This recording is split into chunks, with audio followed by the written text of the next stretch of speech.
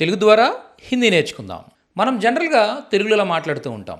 నాకు రావాల్సిన అవసరం లేదు, లేదా నాకు రావాల్సిన అవసరం ఉంది, నాకిప్పుడు ఉద్యోగం చేయవలసిన అవసరం ఉంది, నాకు ఉద్యోగం చేయవలసిన అవసరం లేదు. ఇలా అవసరం ఉంది, అవసరం లేదని మాట్లాడుతుంటాం కదా. ఈ అవసరం ఉంది లేదు అని చెప్పడానికి హిందీలో ఎలా చెప్పాలి అనేది నేర్చుకోబోతున్నాం. ముందుగా మనం అవసరాన్ని హిందీలో ఏమంటారో తెలుసుకుందాం. జరూరత్ అంటే అవసరం అనమాట. ఇది కూడా స్త్రీలింగ పదం ఇది, కాబట్టి ఎప్పుడు కూడా జరూరత్కు ముందు కీ వస్తుందన్నమాట.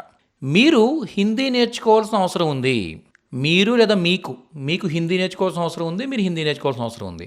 మీకు అంటే ఏమంటాం మనం? ఆప్ ప్లస్ కో ఆప్కో అంటాం. ఆప్కో హిందీ సీక్నా అంటే నేర్చుకోవడం కదా, సీక్నేకి జరూరత్ హై. మీకు హిందీ నేర్చుకోవాల్సిన అవసరం ఉంది. ఓకేనా? నెక్స్ట్, మనం కష్టపడి పని చేయాల్సిన అవసరం ఉంది. ఓకే, హమే అంటే మనం లేదా మనకు.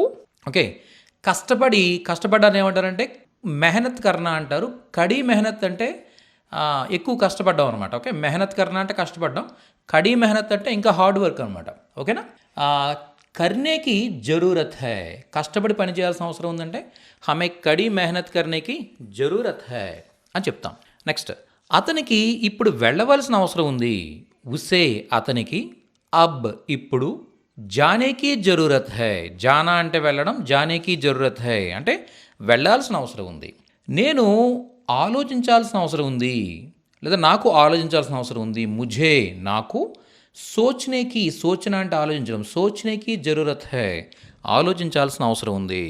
మీరు సమయానికి రావాల్సిన అవసరం ఉంది. ఆప్కో అని చెప్పాలి, ముఝే అని వచ్చింది ఇక్కడ. ఆప్కో సమయ్ పర్ ఆనేకి జరూరత్ హై అంటే తమరు టైంకి రావాల్సిన అవసరం ఉంది. నెక్స్ట్, మనకు డబ్బు ఆదా చేయాల్సిన అవసరం ఉంది. మనకు అంటే హమే అంటాం. డబ్బులు అంటే పైసే, డబ్బు అంటే పైసా, డబ్బులు అంటే పైసే. ఓకే, ఆదా చేయడాన్ని బచానా అంటాం. బచానేకి జరూరత్ హై. ఓకే, హమే పైసే బచానేకి జరూరత్ హై. ఈ విధంగా చెప్పాలి. మీకు ఒక చిన్న క్వశ్చన్, మీరు కామెంట్ చేయండి. పిల్లలకు చదువుకోవాల్సిన అవసరం ఉంది, దీన్ని హిందీలో టైప్ చేసి కామెంట్ చేయండి. ఓకే, పిల్లలకు చదువుకోవాల్సిన అవసరం ఉంది.